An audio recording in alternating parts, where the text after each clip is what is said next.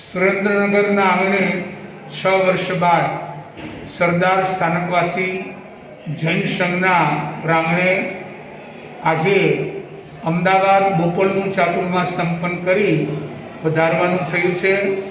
બોટાદ સંપ્રદાયના પૂજ્ય સુધાજી મા સતીજી, જોશનાજી મા સતીજી આદિઠાણાનું મંગલ મિલન, ગોંડલ સંપ્રદાયના પૂજ્ય મીનાજી મા સતીજી, સુનંદાજી મા સતીજી ના પધારવાથી ચતુર્યુગ સંઘનું મિલન, સુરેન્દ્રનગરમાં 16 તારીખના એટલે કે રવિવારે રશીલાબેન પ્રાણલાલ જાંબુવાલા પરિવાર પ્રેરિત ચિંતન જાંબુવાલા આરાધના ભવન જે સ્વદ્રવ્યથી ભગવાન પાસેનું નિર્માણ થયું છે અને જેમના ગયાવેલ અને નિભાવ ફંડના દાતાશ્રીઓનો અભિવાદન સમારોહ છે।